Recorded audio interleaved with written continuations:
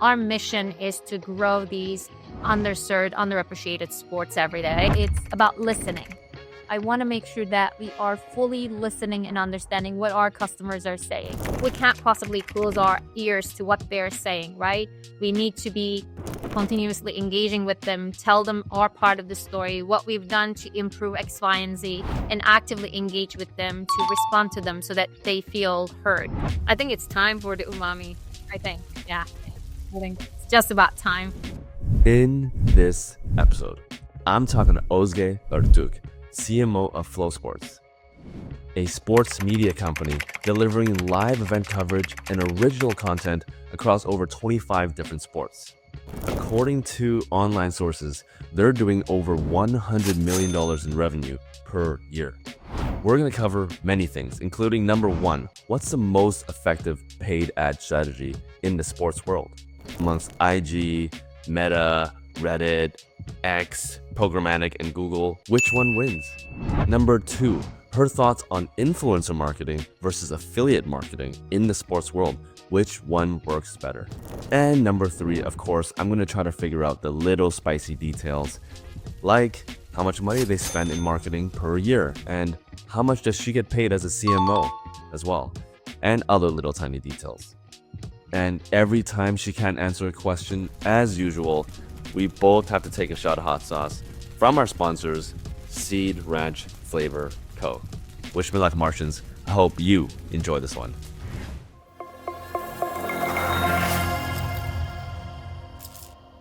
Hello, Martians. Welcome back to another episode of Marketing on Mars.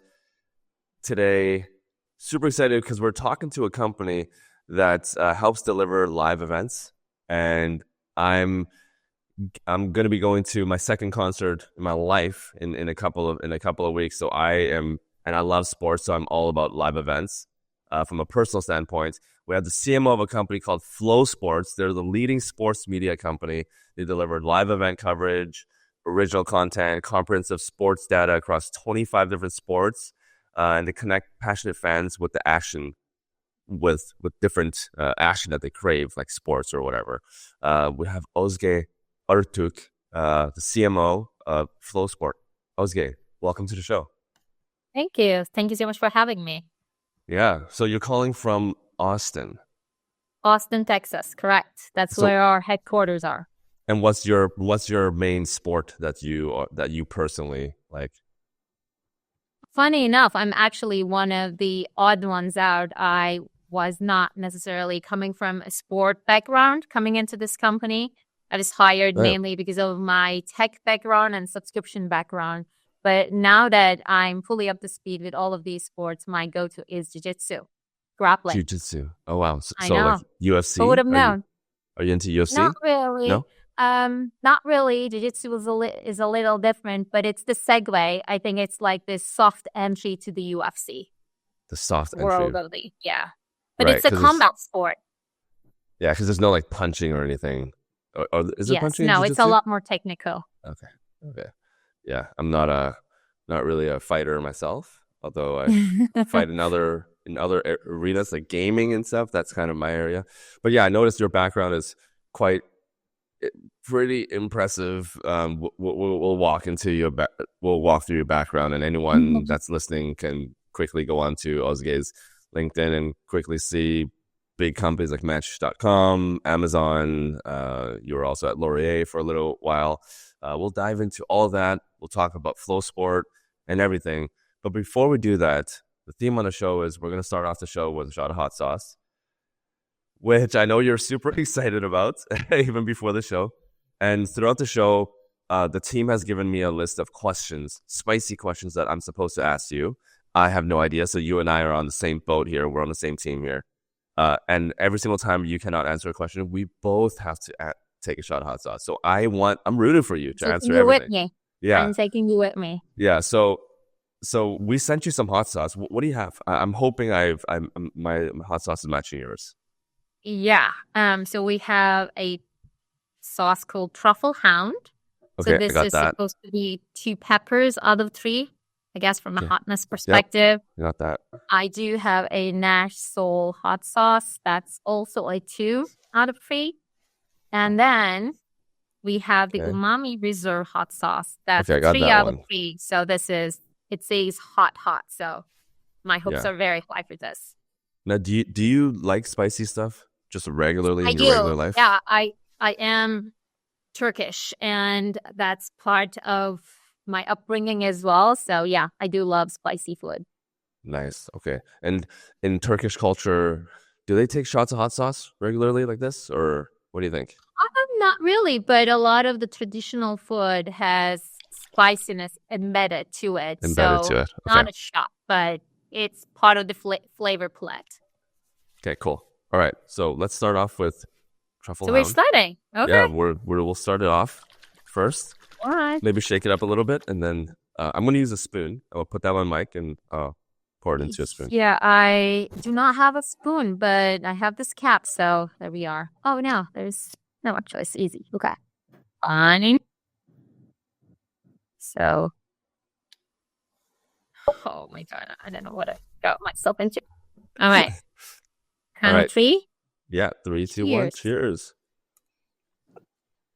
How do you, how do you say cheers in Turkish. is it Turkish? Şerefe. Yeah, şerefe. Şerefe or şerepe? Şerefe. Yeah. Şerefe. Okay, şerefe. Cool. All right, let's talk about your background a little bit.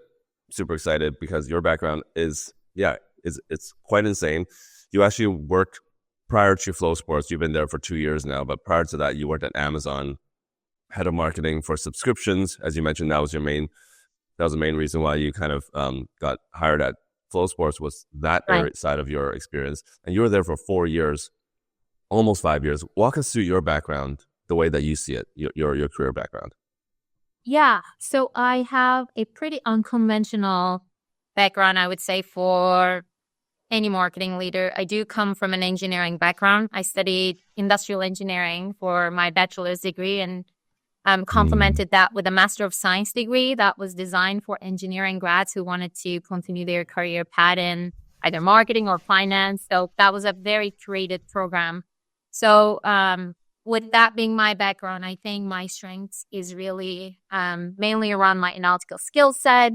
Industrial engineering is really all about how do you get this done in the least amount of time, least amount of costs, and best quality results. That's the definition of performance marketing, really. That's how I grew up to be a marketer, mainly focusing on growth. So my role at Match.com, where I spent almost 4 years, I was mainly focused on growth initiatives. Originally, their portfolio of online dating brands, which then extended to their portfolio of online education brands as a part of the IAC group. And then my transition to Amazon, I spent close to 5 years there. 4 of those years I was with the Amazon Pay business unit. And for those of you who are not familiar with Amazon Pay, it's a payment product that enables Amazon customers to check out on non-Amazon websites. So it's a B2B2C business model. And my last year at Amazon, I was on the retail side, leading marketing efforts for their portfolio of subscription products. With that, FloSports, I've joined here about 2.5 years ago. Again, he didn't hire me because I was great at sports, but rather my subscription background. Yeah. But it ended up working very well. That's awesome. That's awesome. And you've kind of been around different cities. You started your career in Turkey, in Istanbul, right? And then when you first landed at Surf My Ads just before Match, you were in LA. And then you went to San Francisco, I was in LA. and then Seattle, and then now you're in Austin. You've kind Third, home away from home. Yeah. Yeah, worked in different cities. Is there a city that you feel most at home, or you feel like you like the most, that you want to be in the most? I think in different stages of my life, I lived in the best possible cities. I mean, when I moved to LA, we moved, and that move was mainly because at the time my partner and my husband's intra-company transfer. So we were here just for as expats for 2 years. The goal was just to stick around, live the life, and then live the life. bounce. Go back Turkey. And a lot of stuff happened. One thing led to another. And we loved living in LA at the time. We didn't have a kid at the time. So perfect time, late 20s, early 30s, perfect time to be spending in LA. Then Seattle was mainly a Amazon-led decision. I think that was great. We were tired of LA at the time. We were ready to start a family. And I think it worked out really well. Seattle is a lot slower pace, still, a large city. So it was a great transition in that sense. Obviously, weather was hard on us. Yeah. No one can prepare themselves to this Seattle gloom, I would say. But I made it better because I moved a lot of my friends to the Seattle area. And then the move to Austin came after 6 years. And we've been loving Austin. To be honest, I don't think I can live anywhere else in Texas outside of Austin, to be completely Mm, honest. mm, But one of the best surprises of moving to Austin has been obviously the weather. We expected that to be good, except for yeah. the 2 months of summer hell. But also the friendliness, like after Seattle, the Seattle freeze. I'm sure you might have heard about it. Yeah. It's not true. I compensated for it with having my friends over there. But Austin is a very friendly city, kid friendly, absolutely. Texas in general. Hmm. I have a 4-year-old right now. And it's a great place to raise a kid for sure. Yeah. I have this theory that warmer cities have warmer people, and then colder Yeah. cities have colder people. And when you trip, I I don't have any evidence to prove otherwise. So I don't I'll take have much evidence aside from I've been to warm places like Bali, Thailand, Korea, Paraguay, places Mhm. in Latin America. They're all more friendly. Mexico, well, I mean, friendly. There's gonna be good and bad people everywhere, but For overall sure. more For sure. open.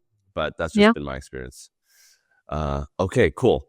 Let's dive into Flow Sports a little bit. And And talk a little bit about Flow Sports. So, obviously, you guys are in the business of delivering live event coverage. Maybe in your words, what does Flow Sports? What do they do, and what's their business model? How do they make money? yeah. So FloSports is a sports streaming company that delivers premium content to the fans of underappreciated, underserved sports. We are one of the pioneers in the space. We've been around almost 20 years now. And if you think about the traditional sport media, setup, it used to be more linear. We are one of the first to lead that transition to the streaming world. So that's pretty cool. We do stream over 24,000 live events every year. And Wow. you mentioned about, 25 sports that we cover. It's definitely, I think it's safe to say we bring the heat when it comes to scale. We Mm. cover sports like, let's start with my favorite, jiu-jitsu, Yeah. wrestling, motorsports, cheerleading, marching, rugby, cycling. Cheerleading. I know it's Wow. one of our biggest verticals, believe it or not, especially in the United States. Cheerleading is Yeah. huge. Yeah. Um, and I think I covered most of it. If I missed a few, I'm sure. And then we have a wide array of NCAA, sports as well, athletics as well. So that's definitely part of our portfolio. So it adds up to when bring all these sports together, adds up to 25 different verticals. Um, to your earlier point, we do not only serve live events, we do also have original content, some of which is award winning. We do also have a always on social approach, which keeps us engaged with our 18 plus million followers across different social media channels, engaged on a 24/7 basis. Yeah. I think it's safe to say our mission is to grow these underserved, underappreciated sports every day. That's what gets us out of bed every morning. The more we invest in these sports, we want to see them grow. And it's almost like that flywheel effect. Like the more subscription we bring in, we can then invest more into these partners. Then they can invest more into these athletes, and it just goes on in that vicious cycle. So we're just part of that. Although, for lack of a better term, we're part of that ecosystem in those underserved sports. Yeah. Now, I don't watch many of the sports that you've mentioned, but I'm sure there's a huge fan base. I have a lot of friends that are into jiu-jitsu as well, like Mm-hmm. pretty big into jiu-jitsu. I'm not sure if they're as big as of a fan as you are, but so how does it work? Is it kind of like a Netflix model where you subscribe and then every single month there's new content and you just get access to all the content? And then Yeah. is there like a premium version where you get even more like VIP access content? Like how does the model work? Yeah, we have a subscription model. We do have a monthly plan and a yearly plan. Obviously, uh, the commitment, based on the commitment, the prices change, and how much it equates per month, from a cost perspective. But the value propositions are the same for both the monthly and the yearly product. From a programming perspective, it varies significantly depending on the vertical. So if you think about racing, which is one of my other favorite verticals, Hmm.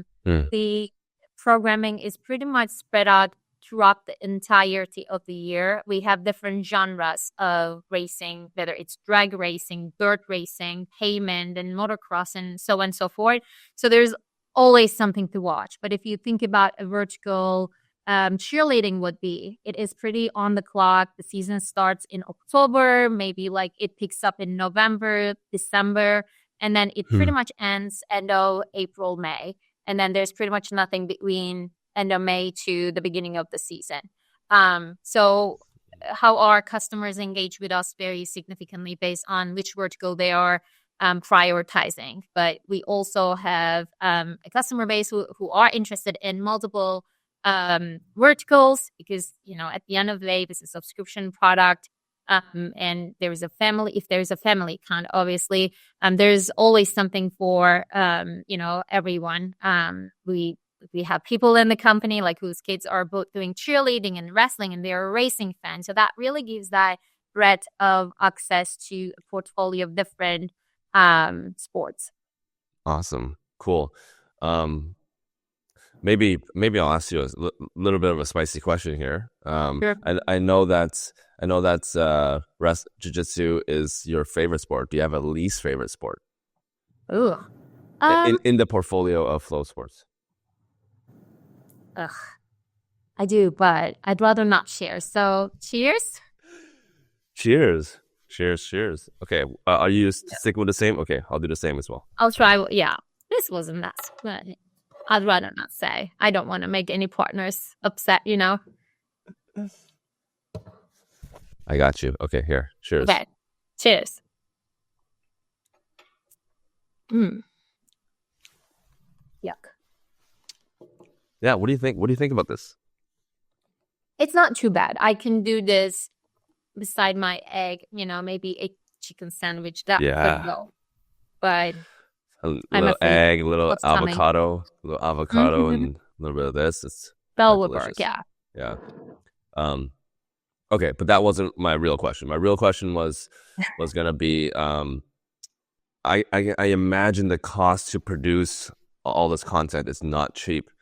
Um, how like give us a scale. Like how much are you guys spending in just production, just the cost of production per year? Um, Well, we do not produce all of our events. So there is a subset of our events that we produce. Some of them, as a part of our rights ownership deals, we stream them. So, for example, Ah, most of our conference deals, part of our Flow College deals with NCAA and whatnot, we actually take the stream um, from our partners.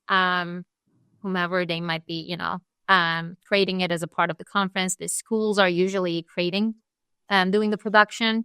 But there are certain events that obviously we produce. So, for example, we even have part ownership in as a part of the high limit series on the racing vertical. So, our level of involvement varies drastically based on the vertical and the events, and sometimes the sub vertical within that vertical, if that makes sense.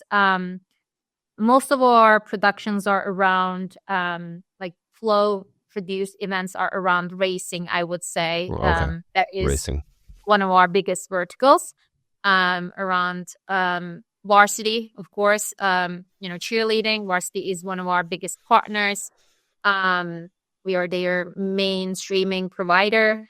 And we do a lot of production around jiu-jitsu as well. Some in wrestling, but these are the top verticals I would say we tend to more consistently produce. But Mm. from a dollar investment perspective, I wouldn't be at a position to answer that question, I guess. Okay, I see. Um, and so like you guys have some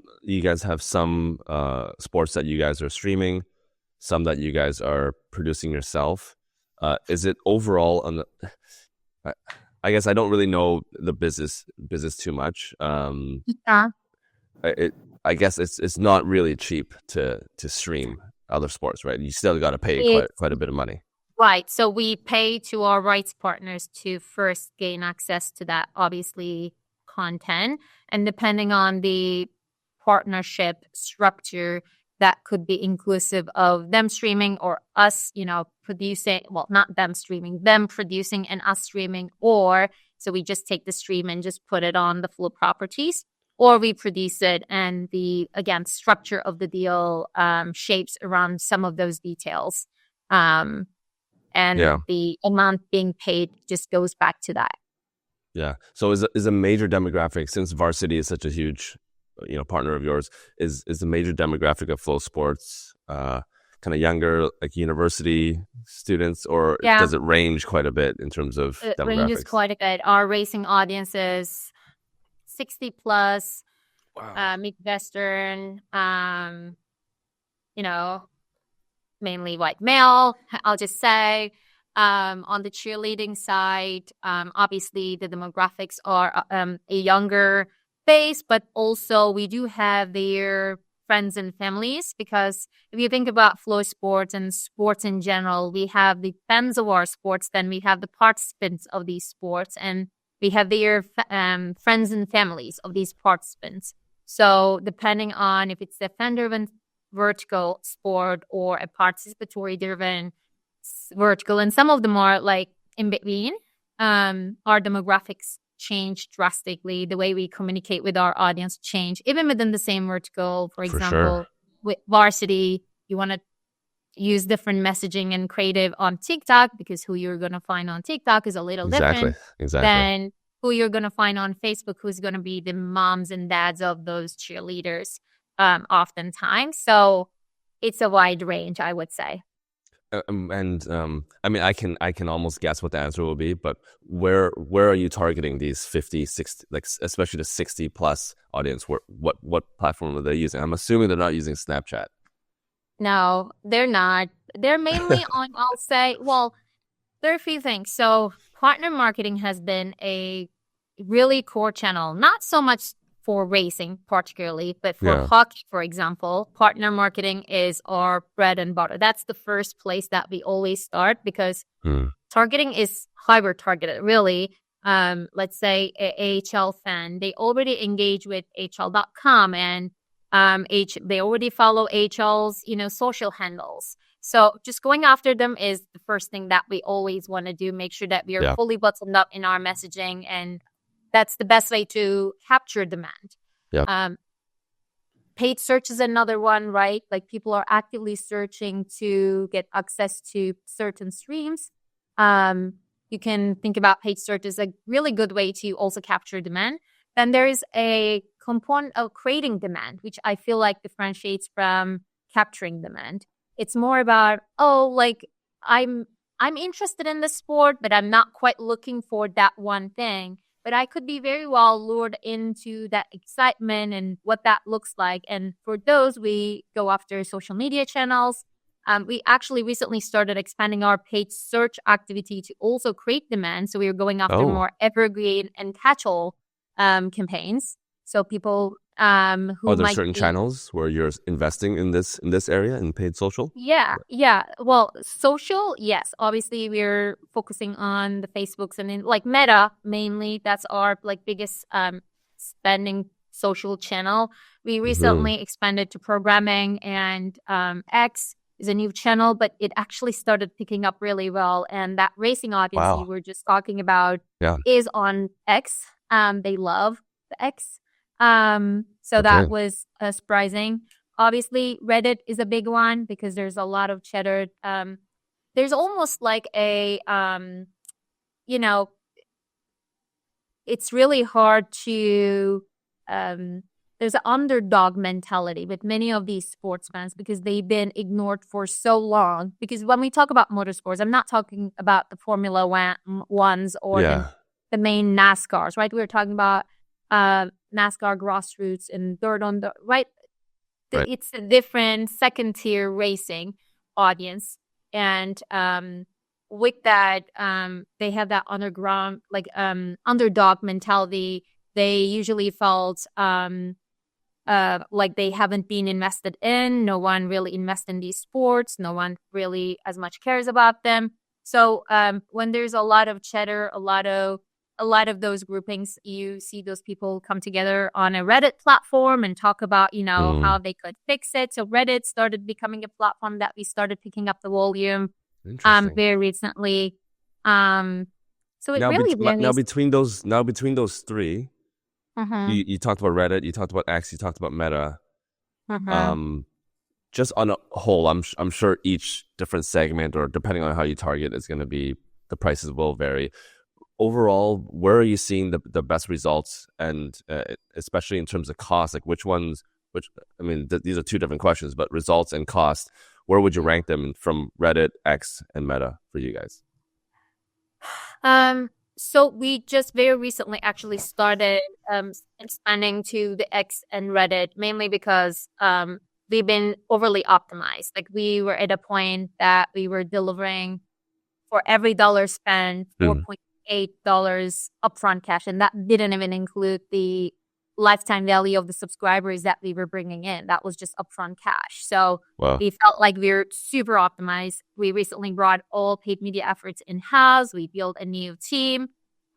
So we are just stepping into some of those opportunities. So while the spending is not super significant, but the early signals that I'm seeing, I would say, X really surprised me with this past weekends. We had a semi Super Bowl event with Gateway Nationals this past weekend that really surprised me with its performance. And then Reddit, I don't think we made it quite work yet, but the targeting capabilities and the nature of the channel, I feel like, is a little bit more nuanced. So it They will like just organic. They like organic, and they don't really like, people that overtly salesy on Reddit. So I was 100%. just wondering about that. But yeah. Yeah. Another thing that I actually like as one of our next year's investment areas is a community manager. So as a sports streaming company, we have all these followers, but I don't think we've particularly invested in someone to actually oversee and listen to our customers and really understand their pain points. Obviously, we have a customer service team and they're amazing in, how they engage with our customer base and solve their problems. But at the same time, I think someone to help lead the discussion, or if there is something to be answered, to be more proactive instead of being reactive. I'm really excited of a potential community manager to kind of like oversee a platform like Reddit would be. I feel like that would better resonate with that audience than just a paid ad and just try to slide into their conversations, Yeah. This is going to be a hot sauce question. I'm just trying to get in terms of the scope of this company, because you guys are doing a lot of testing. You guys are 25 different sports, streaming rights, and have your own content as well. I've seen online a little bit how much money you guys are making in terms of revenue. Oh, So like around 100 million or whatever. But how much are you guys making? Like, I want to hear from you. What's your guys' revenue as of this year? Luckily a lot more than what you thought it was, but I'm not in the privilege to answer that question. I've also seen numbers like 250 million. Well, I'm not in the privilege to share those numbers. So let's just take a shot. So it's over 100, guys. It's definitely over 100, which is exactly why we got you on the show. But yeah. I thought I could get you, but okay, you're doing the Nash. You're doing the Nashville. I'm doing the Nash, yeah. Okay, I'm gonna do the umami. You're gonna do the umami with me in a few seconds, but I'll do this one first. Okay. Yeah. Okay, sounds good. Oh, I'm scared about this. Mom. Ready? Not yet. What was cheers again in Turkish? Şerefe. Şerefe. Şerefe, yes. Şerefe. Şerefe. Yuck. You didn't like that one? No, didn't love it. But it wasn't as hot as I thought it would be. Yeah. So I think I'm good with that 2 spice level. That's doable for me. Okay, I'm excited to have you try the umami. It is a little spicy, but it doesn't stay. It doesn't stay. You know the ones that just linger in your mouth. Yeah, like it's not like that. Okay. It's like UFC. It just kind of punches you in the face, and then it's out, and then you just feel that one blow. But one kick. Okay. That one kick. Şerefe. How do you spell that? Şerefe. That would be that letter S with a dot at the end would be a she. But let's say S, it's an S essentially. Erefe. Serefe. Oh, Şerefe. Okay. Mm-hmm. There you go. Okay, I'll remember that. Okay, we got our audience writing into the notes, so that's good. So now I remember. By the way, if any of the audience members have any questions, feel free to throw them into the chat. But okay, I want to dive into marketing just a little bit more. So we talked a little bit about ads already. You talked about wanting to connect with the community more. What are in your perspective, like when you look at your marketing budget, what are the buckets where you're spending the most money right now? Like, in your opinion, yeah. So a fun fact: since coming on board 2.5 years ago, to this day, I kept the same marketing budget while also growing. The revenue, double-digit numbers. We achieved profitability. That pretty much puts us in a unicorn position. As a streaming company, it's very rare to become profitable. And Congrats, we that's awesome. uploaded tremendously. So really proud of the work. I think from a budget allocation perspective, we are looking at less than 10% of our subscription revenue. And at our growth size of a company, that is very good. That's amazing. Again, I feel like we are super optimized. Now it's time to crank up the heat. 2025 will be the first year we're actually going to inject some more cash to performance marketing activities to fund some of these channels that I've been mentioning you guys about, because I feel pretty good with where things are at with the paid search stuff, especially since we scale things from a demand capture to also cover demand creation. So from a budget allocation perspective, still paid search is really the king, and ROI-wise, obviously, it's unbeatable. Scale-wise as well. Paid social, following that, we have Meta and video. Obviously, it's a streaming company, and so our sizzles and how it creates engagement within our customer base is undeniable. So it is one of the healthier channels along with social media. With social, it's a mix of Facebook and Meta. And then we are now in the process of, again, tapping into these new other channels. So that would represent the maybe last 10% of things with the X's and Reddit and now programmatic. Affiliate marketing is another one that we have not really laser focused on, but that's also another channel which has the potential to,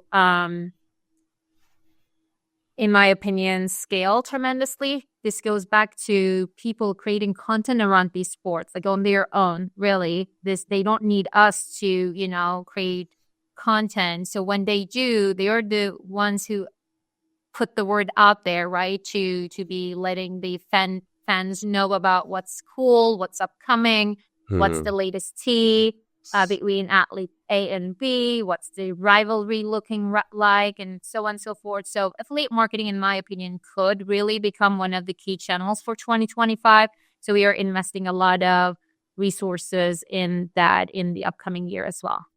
So I guess that would be very similar to kind of influencer marketing in a sense, right? You'll be working with some of the people that are in the sport industry, or are they kind of different? Yes and no. I feel like that's one of my hot takes, actually. Like, I don't think influencer marketing is for everyone. And it's kind of shocking. We have all these following. Social media is so embedded to how we do business, how we engage our customers. But at the same time, I think about influencer marketing as a long-term strategy. If you're after quick injection of cash, I think it's only possible with influencer marketing if you're selling that could qualify for impulse purchase. But I don't feel like Mm. a sport streaming, subscription-based product is really that impulse purchase for people. I'm a victim of influencer marketing in my personal life. I buy stuff, Yeah. it's usually either cosmetics or, retail, something cute I'll see. I'm a victim of that, Now, are you I'll more of like are you more of a victim of the large, like the Kardashians of the world, or are you more like I like to trust the micro small. influencers? Yeah, for Yeah. sure, for sure. The smaller ones, for sure. I don't have a gap in my mind. I pretty much buy what I like at the end of the day. Yeah. Um, but it's usually more visual, and there is a Hmm. impulse component to like how quickly you can act on something. There is less commitment, in my opinion, when you're making those purchases. They are more on the fly. You don't have to think about them too hard. They usually don't, exceed a certain dollar amount. But when you think about subscription, it's a long-term commitment. Hmm. It ties back to your, you loving the sport. Sometimes, like if you're a fan of that sport and you want to be just in it all times, you don't even have to think that much. But it's more about they already know what they're wanting. They don't need an influencer to make that decision. Yeah. The way I'm thinking about affiliate marketing, which is a little different, is for these content creators particularly. I want to make them part of the discussion. I want them to actually talk about the events upcoming, yes, but they're doing it in a more organic manner, and things are on a cost per acquisition basis. There is no upfront cash component to things, right? Like that could Right. That makes sense. So like change the websites, equation. like certain blogs or websites, would those Yes, fall blogs, under websites, even YouTube creators. We have YouTube a lot of creators? YouTube creator Oh yeah. affiliates as well. We do have news websites. Like we are now working on an API integration so they can pull the upcoming schedule from our system and put it on their website, and that could create a healthy revenue stream for those websites as well. So there are a lot of ways we are looking at it. We're looking for more scalable ways from a performance marketing perspective. So when I think about influencer marketing, that's more brand marketing to me. It is extremely valuable and effective in engaging with your customer base. It's super effective to build that trusted relationship because you're essentially relying on the influencers and the trust that they've already built within those audiences. So you just want to almost piggyback onto that. But it's a longer play, in my opinion. I don't think it's a Mm. shortcut to driving revenue, but rather creating that brand presence and earning trust with the audience who is extremely prone to understanding who's authentic and who's not. I think that's the key thing with sports marketing. Our fans can smell BS miles away. Like there is always a difference between a match and a game. You cannot use one word to replace the other. It's a Yeah. fighter, it's a player, there's always something that you have to be on spot at all times. Um, anyways, Do you that's guys my do thing. anything in terms of billboards or kind of like more IRL? And not because we talked about online a lot. Like for Yeah, example, you ever watch Squid Games, the Korean? the, Yeah, yeah. Did you know number 2 is coming out? I did hear about it. Yes. Okay. It's all over Korea. I'm in Korea right now, in Seoul, Oh Korea, yeah. and it's all over, not just online, but they're all over, but they're expensive. Billboards are expensive. Is there Mhm. any thoughts to push more kind of in-person stuff like activations? We do some of that with our events. So our fans, our customers are going to these events to watch them live, right? So that's really the best place to go after them. We even thought about very recently, what would it look like if we did a partnership with a auto parts company and put flow racing Ah, particularly in their stores and da da yeah. da. But that's so indirect for us. Like our customers who take the flight to go all the way to in middle of nowhere to watch a dirt series, they took all that effort just to be there.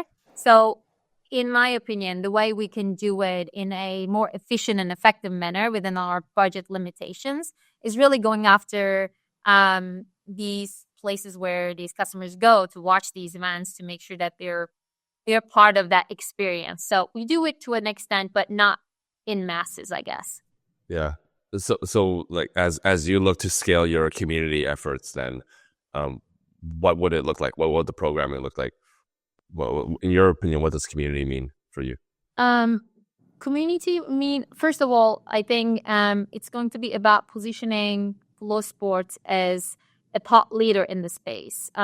That goes back to our partner relationships, right? So we already started doing that this year with our we recently hired a VP of recently being more than a year ago now, but our VP of corporate communications who has been super impactful, positioning us as a thought leader with our partners and become a voice that matters, right? Like what we say matter. From a B2C perspective, that's where we want to kind of shift our focus on the 2025 side of things. We want to be still leading the discussion, but more so it's about listening. I want to make sure that we are fully listening and understanding what our customers are saying. We do some of that with our CSAT analysis. We do have an NPS score. We do dive into some of those things, but I think we're not actively listening everyone because CSAT and NPS is just limited to who are your existing customers. But we have all this audience of people who are interested in these sports. Some of these people might be old subscribers and Hmm. because they had a really horrible experience 5 years ago because a stream fell short of their expectations and they're really mad at us still. Their voice matters and they're still talking about us, on social. And we can't possibly close our ears to what they're saying, right? We need to Exactly. be continuously engaging with them, tell them our part of the story, what we've done to improve X, Y, and Z. So the community manager will be mainly listening. That's really the key, understanding the pain points, and they will be almost our insiders in feeding product, feeding marketing to what our customers are wanting to hear more of, less of, what product offerings could solve some of those problems, and actively engage with them to respond to them so that they feel heard, I Yeah. think. I think that's a good play. I think community is something that you cannot uh, ignore in 2025. All right, Yeah. we're gonna move on to a new not a new segment. It's one of my favorite segments called This or That. I'm gonna this was created by the team. We're gonna give you 5 this or that's. So you just gotta choose one or the other. Really quick, short answers. All right. Launch a campaign with a typo or miss the launch date completely. Oh, typo, obviously. Never wear socks again or never use a blanket again. Oh, I get cold. Oh, socks, I Good guess. one, I team. cannot live without the blanket. I'll wrap my head, feet around that blanket. But Yeah, take it everywhere. Accidentally like your ex's photo or accidentally post a selfie with a weird filter. let's go with the filter. I'm Oh, okay yeah. with Yeah. looking funny. Not that Yeah, big of a yeah, deal. yeah. Always have sand in your shoes or water in your ears. Ooh. What are you doing? Sand in my shoes. I hate water in my ears. I had my fair share of ear infections in my lifetime, so not doing that again. Yeah. And how much do you get paid at Flow Sports as the CMO? Smooth transition, by the way. Let's. I think it's time for the Oh umami. yeah, yeah. I I think it's think. time. Yeah. I think I think it's time just to do about time. the Yeah. umami reserve. I really like the smooth transition there. Okay, this is gonna be cool. All right, Sheba? Serafe, cheers. Oh, it's different. I'm allowed to drink soda, Yeah, I think. yeah. I just want to know your reaction. What are you thinking overall? It is habanero, so it does level up a little bit, but It not did too bad. level up. It did level up. I don't feel like I'm dying, but Yeah. it's Okay, not so great so you, either, so you can handle your spice. I guess Turkish food is quite Yeah. spicy. Some of you can choose that way. And my hometown, particularly, is a city that is known with its spicy food. Hometown kebab, believe it or not. So my Kebab. standards are very Oh, high. Yeah. oh, okay. So you can, yeah. We should have known that, team. We should have sent something a little more spicy maybe next time. Um, is there any trends that are happening right now that you're not so excited about? Things that you're kind of worried about that might impact your guys' ability to grow, maybe the way that the consumers, how people are consuming content nowadays, things that you're kind Yeah. of worried about for the future? Um, I mean, subscription fatigue is always a concern. Like nowadays, everyone offers a subscription. So many. Yeah. So many. So just being another subscriber, like subscription provider, is scary. For that reason, it's really important for us to continuously talk about the value add. Luckily, we're in a space where people are fans of these sports, right? So it's not most of the time they really can't do without this. Like our goal is to become the essential destination for these sports at the end of the day. We want these fans or participants to come to our properties for all of their needs around these sports. So that's really our way to overcome some of that fatigue. Um, but we were just talking about it earlier at the senior leadership meeting as well. Sometimes it's all about, they might not become a subscriber. That's totally fine. We still want them to come to us to get their news, to get their content, to, access to data, whatever that might be. Becoming that essential destination is really one of the, things that I feel like could overcome that fatigue in the long term. Yeah. Okay, I think we only have a little bit of time left. Yeah. During this period of time, we'd like to kind of dive into your background. I see that we already have a couple of questions in the chat, but just kind of learn more about your background and how you became who you are. Obviously, you're a very successful CMO, but you once, when you started out, you were a little kid at one point. Walk us through your upbringing. You grew up in a different place of the world, Yeah. a different country. How did that impact your? Yeah, just walk us through your childhood and like in This your could eyes. go really deep. I was obviously, being from Turkey. My upbringing was different. I was born into, and there's a, things can get really complicated when I talk about my home country, right?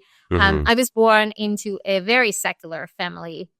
So I remember having these discussions with my dad and mom. They would always advise me, like, men can be making money by picking up trash, but you have to study. You have to always Mm. be ahead of your game. So that's how I really grew up. And it is a very test prep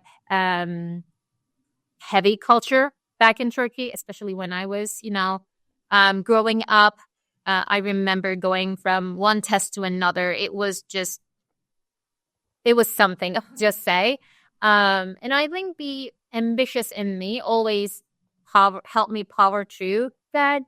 Um, And I, I were your parents very well educated as well, or like yeah, lower class, middle class? Where would you I would say say you middle class. My middle dad class? was a mechanical engineer, Oh, okay, although yeah. he was not.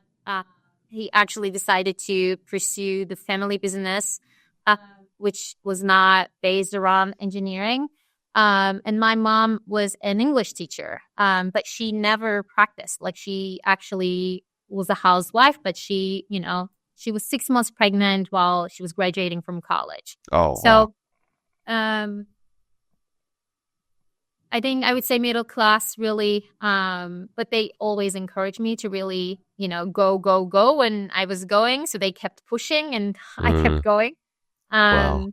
So I think one of my superpowers is focus. That might be because of that, that test prep culture. I can actually cut my ties with the world for an extended amount of time just to focus on what I'm doing. So that is a big part of, I feel like, what set me aside.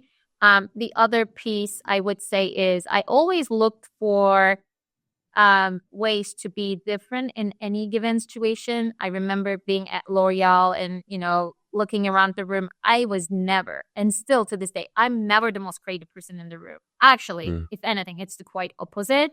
But oftentimes I am, especially if it's just, marketing teams, I'm usually one of the most analytical people in the room. So lean on that, create that difference, and find an angle to make it work. And we were talking about, 20 something years ago, there wasn't much of e-commerce at the time, right? So without e-commerce, being analytical was not that big of a deal. It was more about brand, maybe some trade marketing, more communication.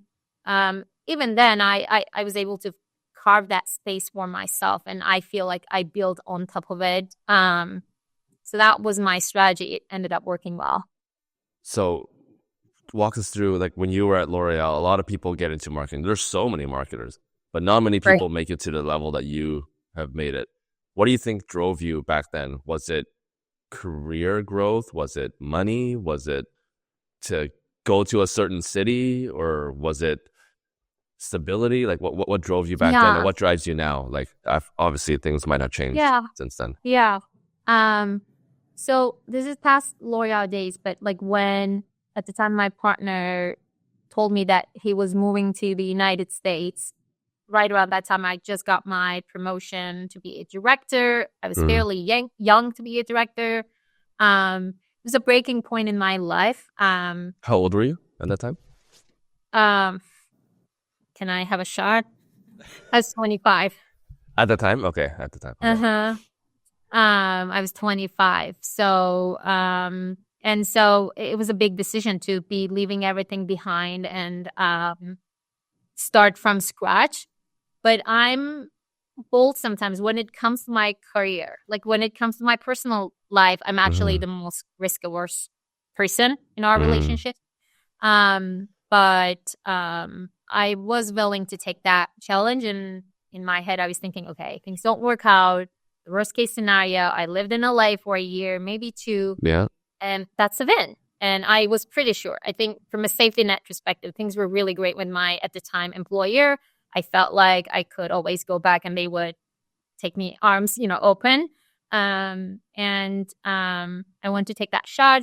Obviously, moving to the US was something because, you can be graduated from the best schools. My master's degree is one of the, more reputable technical universities in Europe, but no one knows anything about those schools in the United States. He asked me, where is that? And the name of the school is Politecnico di Milano. It's in the name. So I had a lot of difficulties explaining myself. It's in why am I in marketing, being an engineer? But I lean on that and, kept going. So I think I have a drive that I can't deny. In regards to what drives me right now, I think it's very clear. Like when I look for opportunities, like what's going to be next for me, it's been really more about how can I drive impact to the business. I can't imagine myself owning a role that doesn't have that connection quite. So what drives me is really to seeing the impact that I'm driving for the business and then maybe take credit for it. That's my driver. Well, that's incredible. We have a couple of young female marketers in the room right now watching, and I'm sure you've inspired them, and you've inspired myself as well. And it's been great chatting with you. Yeah, thank you for your time. I'm sure we'll have you back for round two at some point. Before we jump off, any cool things that you want to shout out before we jump out, or any last words before we jump out?